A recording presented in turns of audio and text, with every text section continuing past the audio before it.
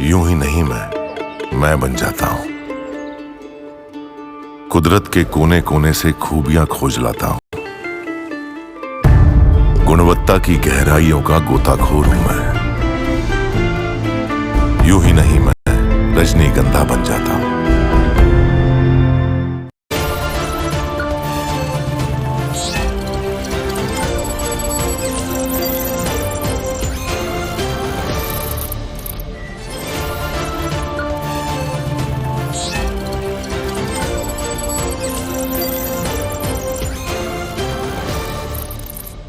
नमस्कार, मैं हूं रंजीत कुमार और शुरू हो चुका है देश का मूड मीटर।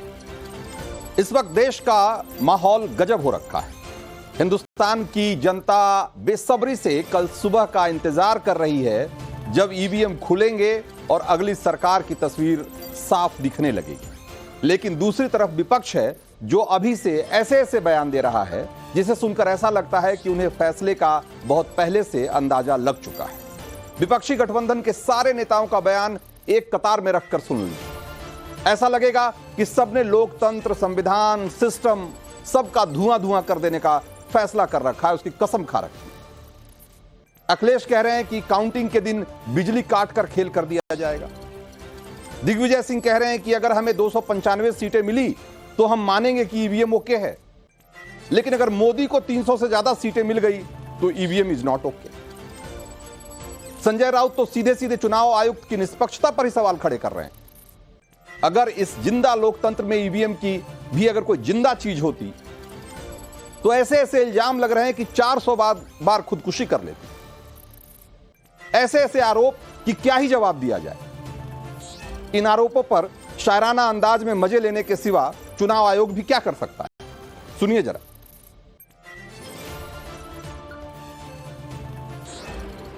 आजकल इल्जामातों का दौर बुलंद है,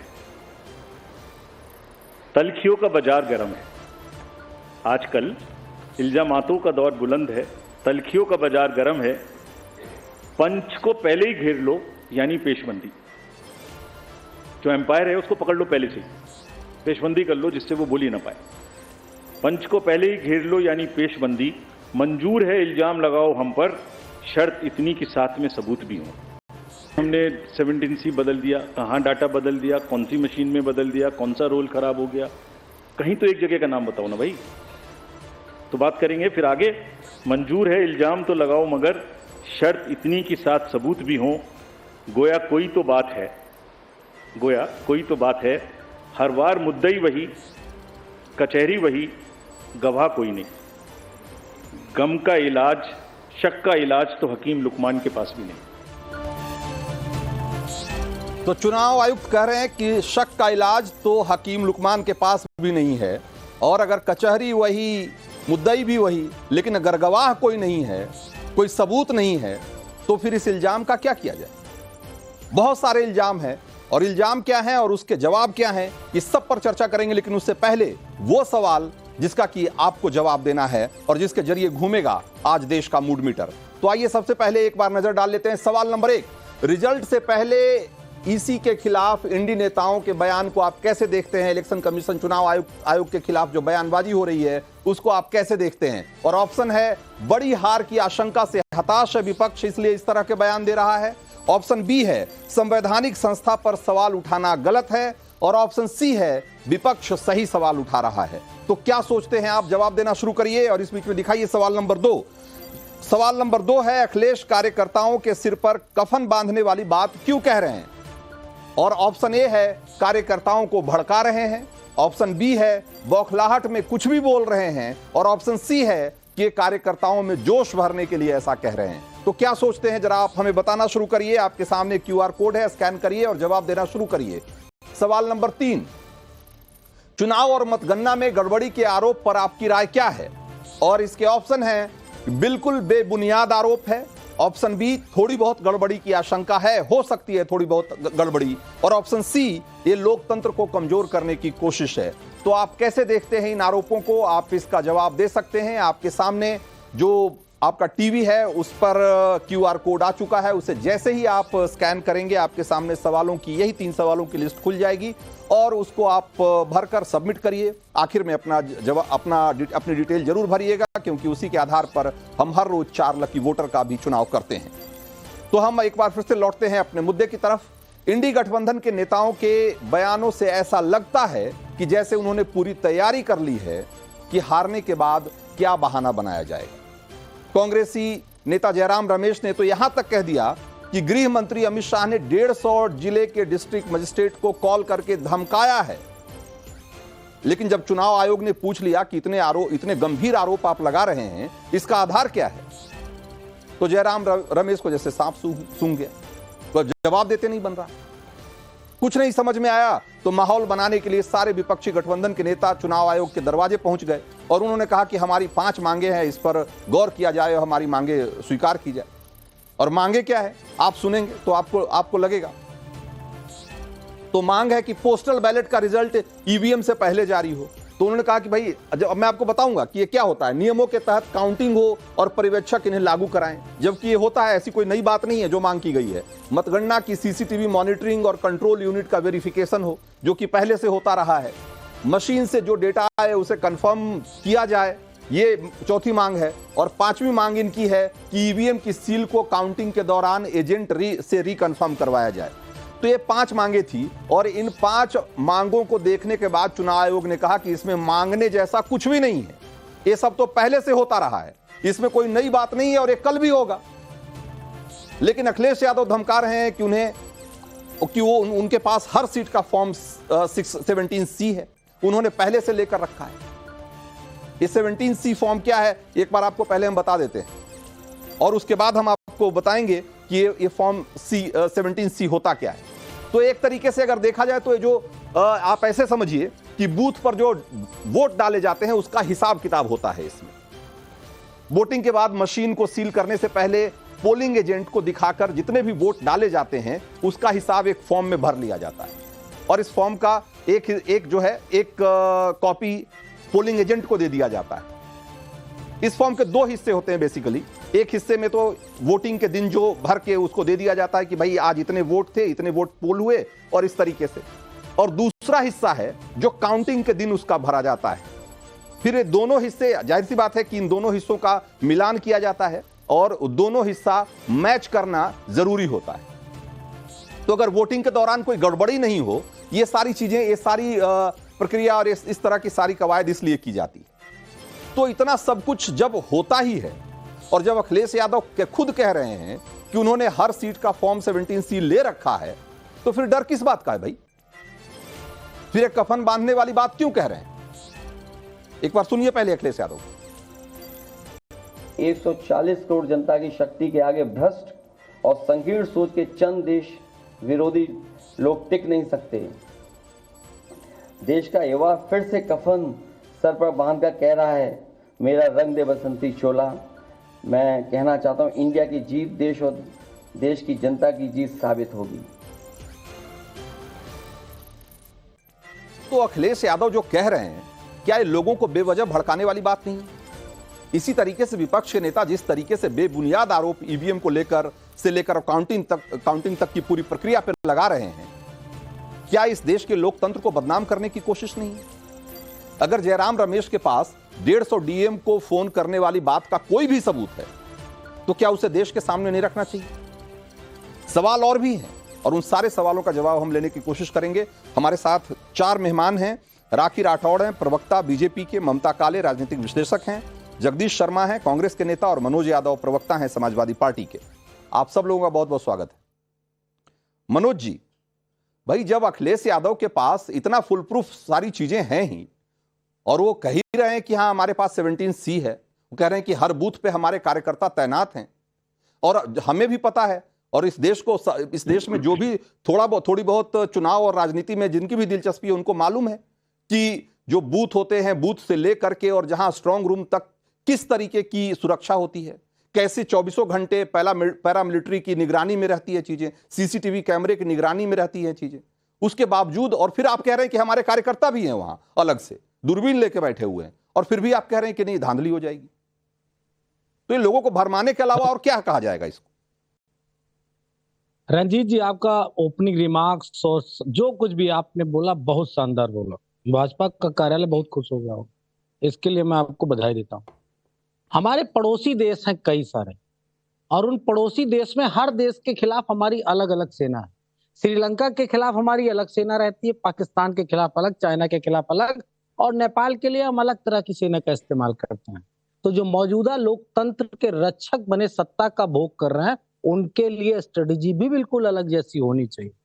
बड़े ईमानदार लोग सत्ता में बैठे हैं, इतने ईमानदार हैं, इतने ईमानदार, इतने भोले, इतने सज्जन लोग हैं कि इस देश की सारी संस्थाओं को पंगु बना दिया। वो शब्द का इस्तेमाल नहीं करना चाहता रंजीत जी ने, मुझे भी शर्माती, वो शब्द भी मैं कह सकता था, लेकिन पंगु बना दिया, दिव्यांग बना दिया, जो नरेंद्र मोदी जी अक्सर कहा करते हैं इस देश के दिव्यांगों के बारे में। सबको ऐसे कर रखा, किसी की हैसियत नहीं कि वो सच्ची और अच्छी बात कह सके। इसलिए हमारी अपनी स्ट्रेटेजी, इसमें क्या बुरा मानना। और चुनाव आयोग को ये मतलब क्या, मतलब भगवान है क्या, हरिश्चंद्र के सब रिलेटिव हैं राजा हरिश्चंद्र के, जो उनके ऊपर कोई सवाल ना खड़ा किया जाए। और बीजेपी क्या कोई दूध की धुली हुई राजनीतिक दल है क्या? सब बात कोई ठीक सवाल ना है। खड़ा। मनोज यादव, एक बात बताइए मुझे कि आप गोंडा के प्रभारी थे ना, आप भी आप ऐसी बात कर रहे हैं ना, जो अगर कोई राजनीतिक कार्यकर्ता नहीं रहा हो और वो अगर ऐसी बात करे तो एक बार की समझ में आती है। आप तो खुद राजनीतिक कार्यकर्ता रहे हैं ना, आपके पास भी 17C होगा ना, आपने जो वोट पड़ा है उसका मिलान करके रखा है ना पर्ची, और जिस दिन वोटिंग जब जाएंगे काउंटिंग पे तो उसका मिलान करेंगे ना।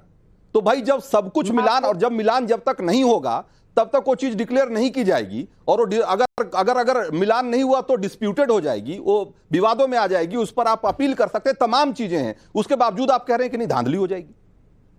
अब सुनिए, आपने गोंडा का जिक्र कर दिया, मैं लोकसभा का प्रभारी था, उसके आधार पे आपको उदाहरण दे रहा हूं, पूरा देश सुन ले आपके चैनल के माध्यम से। मैंने वहां के एसपी और डीएम को रिटर्न में कंप्लेंट करी कि एक विधानसभा मनकापुर है, जो मौजूदा बीजेपी सांसद हैं उनका विधानसभा है, और वहां पे उनके महल के चारों तरफ के बूथों पे बूथ कैप्चरिंग एक परंपरा सी बन गई थी। मैंने उनसे कहा तो एसपी साहब मुझ पे हंस रहे थे। जानते हो क्या कह रहे थे? क्या मनोज भाई आपने शिकायत कर दी, आपने शिकायत की ना, आपने शिकायत की, उन्होंने अब मेरी बात नहीं भाई 17C है कि नहीं आपके पास? भाई आप जब अखिलेश यादव कह रहे हैं कि 17C हमने रखा हुआ है, आपके पास है ना 17C? मिलान करेंगे ना आप उसका? है। और सुनिए, हो सकता है वोट डालने में मशीन लेट कर दी है, थोड़ा स्लो चली थी, वोट गिनने में नहीं स्लो चलनी चाहिए, बहुत धड़ाधड़ गिननी चाहिए। ये भी बात भी प्रशासन सुन भाई, सब चाहे वो डीएम हो, आप चाहे बैंक कर्मी हो, चाहे प्रशासन, मनोज यादव धड़ाधड़ काम होना चाहिए, गड़बड़ नहीं होना चाहिए। तेज गिना जाएगा, स्लो गिना जाएगा, अगर वो नियमों के तहत जैसे भी होगा, लेकिन नियमों के तहत गिना जाएगा, पहली बात तो ये है। और वो स्लो और तेज तो जाहिर सी बात है कि अब आपके कहने के हिसाब से सब कुछ तो होगा नहीं। आप सिर्फ अकेली पार्टी तो है नहीं, बहुत सारे पार्टी के लोग होंगे वहां, और जो नियमतः जो होना चाहिए, आपने खुद ही कहा है, आपने चुनाव आयोग से मांग की है कि नियमों के तहत चुनाव होना चाहिए, मतगणना होना चाहिए, तो होगा भाई नियमों के तहत। मैं कह रहा हूं आपके पास 17C है, आप मिलान करेंगे, आपके लोग वहां हैं, लोग रहेंगे भी, तो फिर ये जो कफन बांधने वाली बात हो रही है, तो ये तो लोगों को सिर्फ डराने के लिए हो रहा है ना, सिर्फ माहौल बनाने के लिए हो रहा है ना। कोई माहौल नहीं। बीजेपी जैसी दुष्ट और धूर्त राजनीतिक दल और सत्ता से ऐसे ही बात करनी चाहिए। अगर वो लोग नहीं समझते तो उनको इसी भाषा में समझाना चाहिए। और जिस तरीके से आपने अपने ओपनिंग रिमार्क्स में कहा रंजीत जी कि हम लोग ऐसा करें, तो कौन होते हैं ये ओपिनियन पोल वाले जो इस तरह की बातें कह गए कि उनकी सरकार बन रही? होते कौन है? कितना मानसिक दबाव कौन होते हैं भाई? अगर एक साइंटिफिक तरीके से सर्वे करा करके मीडिया के लोग कह रहे हैं, तो इसमें आपको क्या आपत्ति है भाई? हमने कोई जिन्होंने कहा नहीं, आप भी तो कह रहे हैं ना, आप भी तो भाई राम गोपाल यादव से लेकर के और सारे लोग कल तो 295 का आप भी तो आंकड़ा देकर चले गए। आपके पास कौन सा आयोग और कौन सा वो बैठा हुआ है भाई जिसने कि आंकड़ा दिया आपको? समाजवादी पार्टी इंडिया गठबंधन के कार्यकर्ताओं का एग्जिट पोल लीजिए, कौन सा कार्यकर्ता समाजवादी पार्टी का जाएगा किसी से पूछने की भाई आपने किसको वोट दिया है, तो कहेगा कि मैंने दूसरे को वोट दिया है। किसको भाई? समाजवादी पार्टी के कार्यकर्ताओं की क्या, समाजवादी पार्टी के कार्यकर्ताओं को लेकर भाई जिस तरह का डर रहा है इस देश में और उत्तर प्रदेश में, कौन कहेगा उनके मुंह पर कि दूसरे को वोट दिया है? तो आप जो सर्वे कराए वो निष्पक्ष है, और जो हमने सर्वे कराया उसमें सारा खोट है। उसमें खोट है, उसमें माल चला है, माल पैसा कमाल मनी, है। आप समझते होंगे मनी का मतलब क्या होता है? कमाल है भाई। ये आप लोगों भाई को आप आरोप लगा सकते हैं मीडिया पे, निश्चित रूप से लगा लीजिए, कोई बात नहीं है, लेकिन देश की जनता कल अपना फैसला सुनाएगी, उसके बाद सब तय हो जाएगा कि किसकी बातों पर यकीन करती है देश की जनता।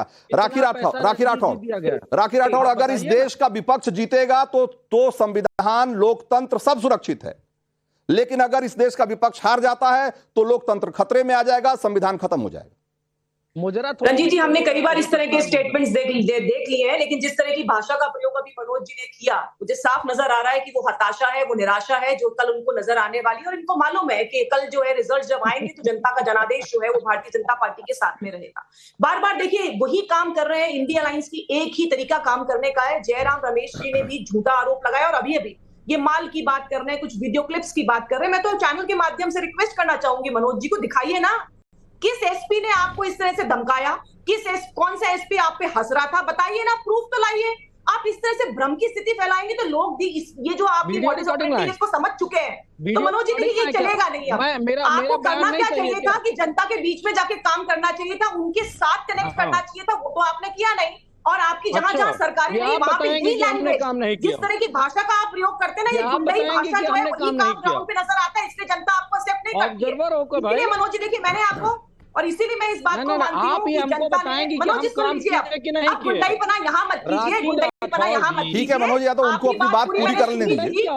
आपकी भाषा भी सुनी थी, आपकी बात भी सुनी थी, अब मेरी बात सुन लीजिए। आप लगातार रंजीत जी, इनकी बात तो देखिए कितना कॉन्ट्रडिक्टरी है। एक तरफ कहते हैं कि हम लोग 295 सीटें लेकर आएंगे, एक तरफ कहते हैं कि ईवीएम में प्रॉब्लम है, एक तरफ कहते हैं कि हम सरकार बनाएंगे, एक तरफ कहते हैं कि नहीं ईवीएम तो इलेक्शन कमीशन जो है वो फर्जीवाड़ा कर रहा है। तो ये दोनों बातें नहीं चलेगी। आप एक्सपोज हो चुके हो जनता के बीच में से, जनता आपको छूने से नकार चुकी है। आपके बड़े नेता भी इस बात को मान चुके हैं कि आप लोग कल रिजल्ट्स में कहीं नहीं स्टैंड करने वाले, और आदरणीय मोदी जी की ही गारंटी है जो देश में चलेगी, इसके अलावा कोई गारंटी नहीं है जिस पर जनता को विश्वास हो। संविधान के ठीक है, ठीक है, जरा एक बार जगदीश शर्मा के पास चलते हैं। जगदीश जी भाई, एक तरफ तो 295 का आंकड़ा दे रहे हैं राहुल गांधी कह रहे हैं कि लिख के रख लो 295, और दूसरी तरफ जयराम रमेश से लेके और दिग्विजय सिंह है।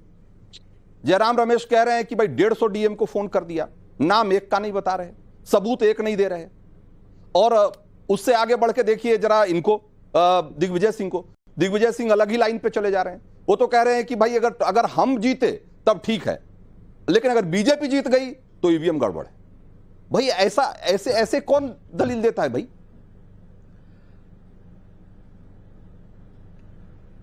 रंजीत जी, आज डिबेट में एक चीज का मुझे बड़ा मजा आ रहा है कि बीजेपी भी सबूत मांग रही है और चुनाव आयुक्त भी सबूत मांग रहे हैं, और आपके के चैनल के माध्यम से देश ने देखा कि पिछले चुनाव की बात कर रहा हूं, गुजरात में जहां एक पोलिंग बूथ पे 622 वोट पड़ी थी, ईवीएम ने 2200 वोट का रिजल्ट दिया।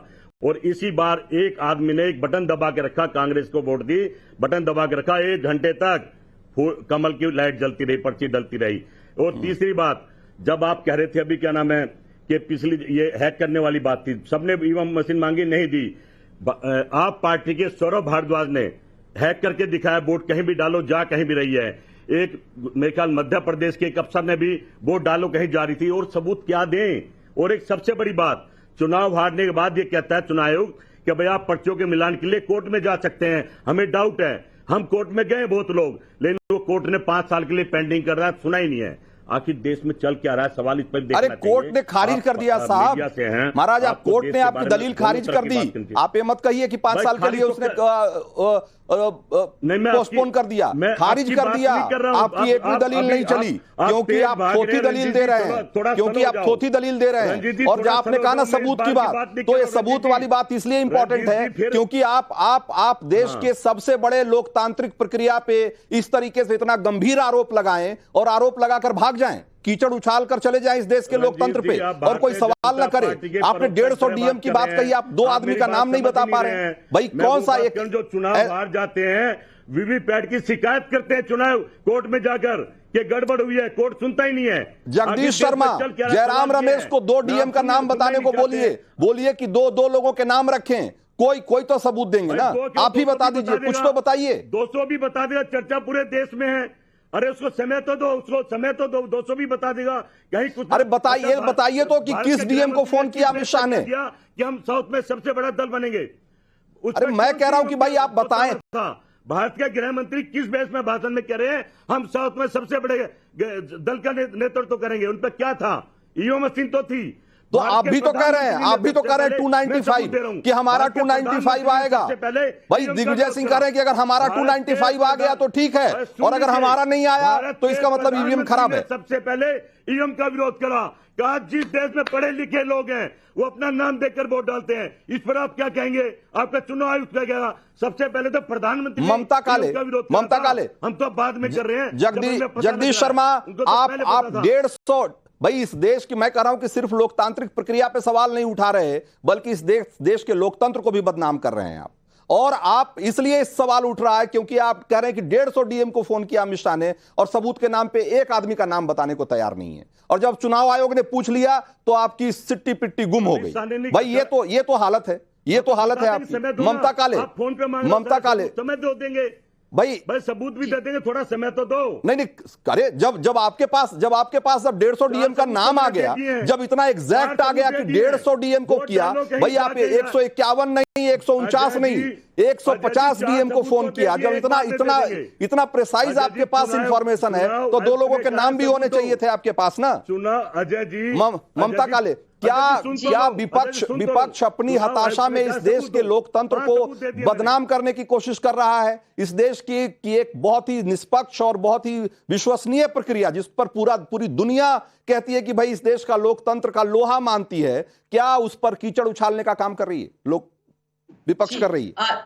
जी रंजीत जी, बहुत बहुत धन्यवाद। एक कहावत याद आ गई मुझे, खिसियानी बिल्ली खंबा नोचे। जब हार की कगार पर है तो फिर अब इस तरीके की उल जुलूल बातें की जा रही है, और असल में उल जुलूल बातें नहीं है। जैसे आपने बोला कि हमारे लोकतंत्र को बदनाम करने की साजिश रची जा रही है, जो बहुत शर्मनाक है, जो बहुत निंदनीय है। आज जो हमारे देश के अंदर इलेक्शंस हो रहे हैं, वो जो बेस्ट न्यू टेक्नोलॉजी है उसके माध्यम से हो रहे हैं। लेकिन इनका यही वाली हालत है कि जहां जहां ये चुनाव जीते हैं वहां ईसीआई इज द बेस्ट। ये मेरे को समझ में नहीं आता। अभी इन्होंने सौरभ भारद्वाज की बात करी कि सौरभ भारद्वाज ने दिखाया था कि कैसे वीवीपैट को क्या हैक किया जा सकता है। तो इसका मतलब सौरभ भारद्वाज से ये पूछना चाहिए कि दिल्ली के अंदर जो 2 बार लैंडस्लाइड मैंडेट आम आदमी को पार्टी को मिला था, इन्होंने वीवीपैट को और पूरे सिस्टम को हैक करके लिया था क्या मतलब ये अर्थ के अनर्थ की बात कर रहे होते हैं? जो इनके पक्ष में जहां ये चुनाव जीत से, कांग्रेस की जो सरकार बनी तेलंगाना में, वो भी हैक करके ही बनी क्या? ये भी पूछना चाहिए। हिमाचल में जो सरकार बनी वो हैक करके बनी क्या? तो लास्ट के टाइम में और 2-3 चीजें भाई साहब, इनको प्लीज रंजीत जी, मैं सबकी बातें सुनती रही हूं, थोड़ा सा इनको बोलिए शांति रखेंगे। मुझे 2-3 चीजें और बोलनी चाहिए। ठीक है जगदीश शर्मा आपके पास आएंगे। ममता काले जल्दी अपनी बात पूरी करिए। हाँ, मैं 2-3 चीजें और बहुत महत्वपूर्ण बोलना चाहती हूँ। वो ये है कि जो लोग बूथ कैप्चरिंग के जनक रहे हैं, जिन्होंने अपने माफियाओं को जेल के अंदर से चुनाव लड़वाया, जो बैलेट बॉक्स उठा करके ले जाते थे बंदूक की नोक पर, आज वो ईवीएम पर प्रश्न कर रहे हैं। वो समाजवादी पार्टी वाले, ये मुंह और मसूर की दाल, ये लोगों ने क्या क्या किया, किस तरीके से चुनाव जीते, किस तरीके से अराजकता फैलाई है, ये केवल यूपी नहीं पूरा विश्व जानता है। और आप कांग्रेस आप लोगों ने, जयराम रमेश जी ने अगर बोला है कि 150 डीएम्स को देश के गृह मंत्री जी ने फोन किया, तो कुछ सोच समझ के बोला होगा ना। तो वो 150 डीएम का डेटा आपके पास होगा, उनके नाम नंबर आपके पास होंगे, तो आपको समय किस बात का चाहिए? ठीक है, नहीं वो नहीं बताएंगे, उस डेटा को रिलीज करिए, उस डेटा को वो नहीं बताएंगे, वो नहीं बताएंगे। नहीं आती, आप ईसीआई के बारे में झूठ बोलेंगे, देश के गृह मंत्री के बारे में झूठ बोलेंगे, आप इस देश के लोकतंत्र पर देख रहा है, चोरों को माफ नहीं करेंगे, इस बात को समझ लो। इस स्तर पर इस देश में ईश्वर है, धरती पे ईश्वर नहीं है, गिर चुके हैं, मोदी के रूप में बोलेंगे, कुछ भी तमाशा करेंगे आप लोग, और उसके बाद आप बोलने भी नहीं देंगे दूसरे को। ये नहीं चलता। ठीक है, जरा एक बार जो हमने लोगों से जो सवाल किया, जरा हम उसका भी एक बार देख लेते हैं कि क्या रुझान मिल रहे हैं, लोग वोट कर रहे हैं और क्या रुझान है, जरा एक बार दिखाइए। हमने सवाल किया था कि रिजल्ट से पहले चुनाव आयोग के खिलाफ इंडी नेताओं के बयान को आप कैसे देखते हैं, और उसमें करीब 79% लोग ये कह रहे हैं कि बड़ी हार की आशंका से हताश है विपक्ष, इसलिए इस तरह की बातें कर रहा है। तो ये देखिए लोगों की राय क्या है। संवैधानिक संस्था पर सवाल उठाना गलत, ऐसा मानने वाले लोग 18% लोग हैं और सिर्फ करीब 3% लोग ही ऐसे हैं, 2.7% लोग सिर्फ ऐसे हैं जो कह रहे हैं कि विपक्ष सही सवाल उठा रहा है। लोगों की राय यहां भी स्पष्ट है, बिल्कुल स्पष्ट है। मनोज यादव जो हमारे दर्शक हैं वो भी स्पष्ट रूप से कहते हैं कि भाई विपक्ष हताश है, इसलिए इस तरह की अनर्गल बातें कर रहा है। बिल्कुल, जो आरोप लगा रहे हैं हो सकता है वो सही हो। हम हताश हो चुके, हमारे पास सत्ता तो है नहीं, ना हमारे पास संस्थाएं हैं। संस्थाएं होती, सत्ता होती तो हम भी हताश ना होते। लेकिन हमारे पास और वो ये है कि हम लड़ना जानते हैं। और जो हमसे अभी बात कही ना काले जी कह रहे हैं कि समाजवादी पार्टी वाले ऐसे थे। तो आपको बता दूं, हम कैसे भी रहे हो, जिस पार्टी और जिस विचारधारा का आप समर्थन करते हो उसको चोर विचारधारा कहा जाता है। आजादी की न लड़ाई में लड़े और न इस देश की गुलामी में अपना आजाद कराने, बेड़ियां तोड़ने में कोई सहयोग किया और हमेशा अंग्रेजों के दलाल बने रहे। हमको खुशी है, हम कैसे भी हो, हम दलाली नहीं की। हमने इस देश की और भारत माता की रक्षा करने में कभी पीछे नहीं रहे। और हम अडानी अंबानी वाले भी नहीं हैं कि सिर्फ माल माल माल माल, पैसा पैसा पैसा की बात करें। सीने पे गोली खाते हैं, समाजवादियों से ज्यादा मत कहिएगा। इस बॉर्डर पे गोली खाने वाले सबसे ज्यादा हमारी कम्युनिटी से लोग जाते हैं इस देश में बॉर्डर पे रक्षा करने के लिए। लीजिए कम्युनिटी आ गए जो मनोज यादव जो एक मिनट, मनोज यादव अब जो सेना में भी लोग हैं वो सेना में लोग राजनीतिक विचारधारा देख कर लिए जाते हैं क्या? खाते हैं, हाँ हमें पता है। राजनीतिक विचारधारा के हिसाब से सेना में लोग भर्ती किए जाते हैं क्या? कि भाई समाजवादी इतने कांग्रेसी इतने बीजेपी वाले इतने। एक मिनट रुक जाए रंजीत जी, देखिए रंजीत जी मुझे 30 सेकंड चाहिए। मनोज जी ने अभी थोड़ी देर पहले पता है क्या बोला था? ना भाजपाइयों का था ना आरएसएस का था। देश के अंदर ये बात नहीं स्पष्ट है। झूठ बोलने के लिए तो आपके जैसे लोग तो जासूसी करते हैं पाकिस्तान सेना की, हमें मालूम है। बीजेपी के ज्यादातर लोग पकड़े गए जासूसी करते हैं। इस तरह की बात दोबारा मत मेरे सामने कहिएगा। ममता काले जी, ये लड़ाई आप दूसरी जगह लड़िएगा, हम समाजवादी लोगों को बदनाम मत करना। हाँ, आपकी हैसियत क्या है जो हमसे आप इस तरह बात करेंगे? दो कौड़ी के भाजपा विचारधारा के मानने वाले समाजवादियों पर भी उठाएंगे। इस देश में सबसे पवित्र विचारधारा अगर कोई तो समाजवादी पार्टी, और सबसे पवित्र अगर कोई लोग है तो समाजवादी। मनोज यादव एक महिला से बात करते समय देखिए, आप समाजवादी हैं, समाजवादियों को इतनी एक मिनट, समाजवादियों को जो ना इतनी नैतिकता होनी चाहिए कि एक महिला से बात करे तो कैसे बात करना चाहिए। कम से कम वो मर्यादा बनाए रखिए ना, वो मर्यादा बनाए रखिए। हाँ, अरे दो कौड़ी की बात ये कहना शोभा थोड़ी देता है। आप भी समाजवादी आदमी, समाजवादी विचारधारा के लोग इस तरह की बातें करते हैं क्या? भाई मनोज यादव, लोहिया और जनेश्वर मिश्रा सुन लेते कि मनोज यादव इस तरह की भाषा इस्तेमाल करते हैं महिला के खिलाफ तो शर्मसार हो जाते।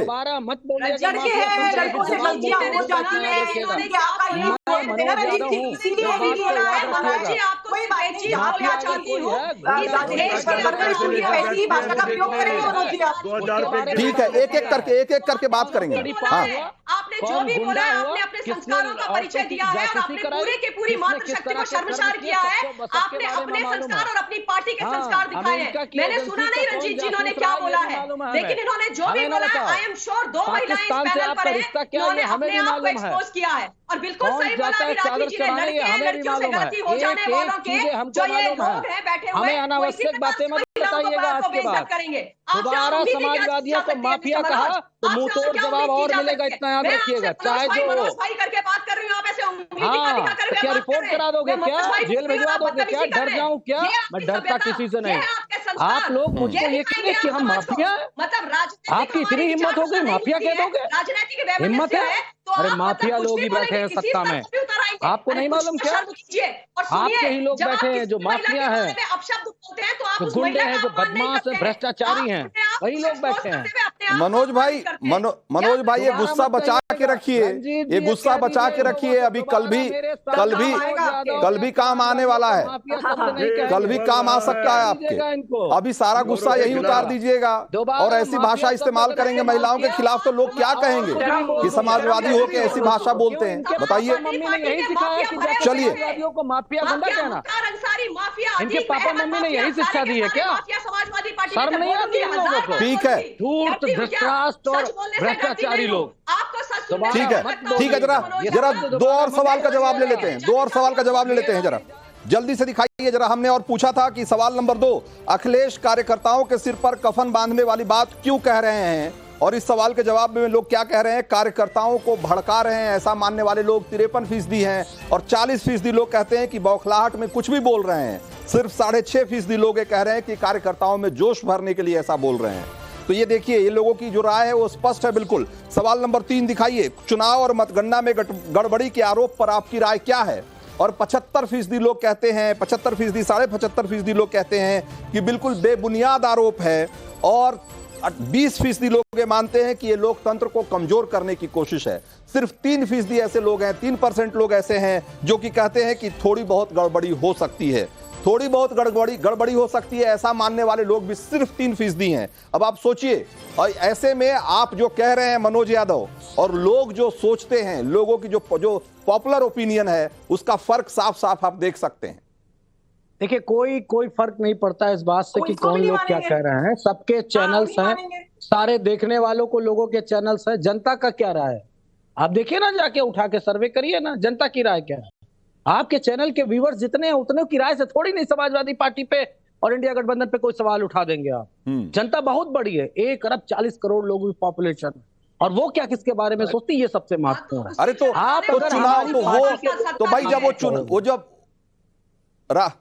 राखी राठौड़ जब वो ईवीएम से वोट करेंगे तो भी मनोज यादव नहीं मानेंगे, जब वो हमारे चैनल पे आकर के अगर क्यूआर कोड स्कैन करके वोट करेंगे तो भी नहीं मानेंगे मनोज यादव।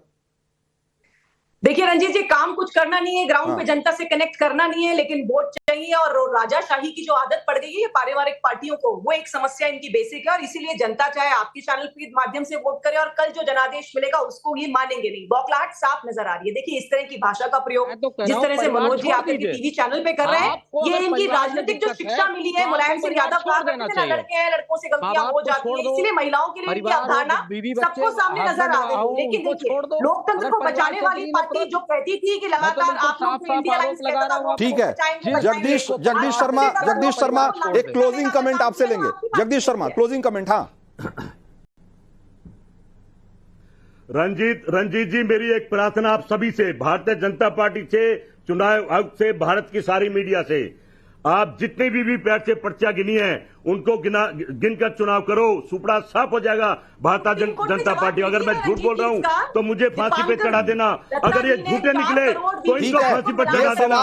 भाई ये सवाल लेकर आप सुप्रीम कोर्ट गए थे, ये सवाल लेकर आप सुप्रीम कोर्ट गए थे, यही अपील लेकर। क्या हुआ ये सारे देश को पता है, इसलिए मैं कहूंगा कि भाई आप सारे विपक्ष के लोगों से, सारे सत्ता पक्ष या विपक्ष, सबको मैं कहता हूं कि भाई कम से कम जो भी करिए, अपनी राजनीति के चक्कर में इस देश के लोकतंत्र को बदनाम मत करिए, इस देश की लोकतांत्रिक प्रक्रिया को बदनाम मत करिए, कम से कम ऐसा मत करिए जिससे कि लोगों का लोकतंत्र पर से भरोसा उठ जाए। चलिए, आज इस बहस में इतना ही। देश का मूड मीटर में वक्त है कि आज के जो 4 लकी वोटर हैं उनका नाम अनाउंस करने का, और आज जिनको हमारी तरफ से इनाम मिलता है उसमें अमीषा कुमारी बिहार और चंद्रकांत हैं हिमाचल प्रदेश के। इनके मोबाइल का आखिरी 4 डिजिट आपके स्क्रीन पे है, और इसके अलावा पराग पंजाब के और राजेश अग्रवाल हैं छत्तीसगढ़ के, इनके भी मोबाइल का आखिरी 4 अंक आपके स्क्रीन पे है। तो आज जिनको हमारी तरफ से मिलता है इनाम, और देश का मूड मीटर में आज इतना ही, लेकिन नवभारत पर खबरों का सिलसिला जारी।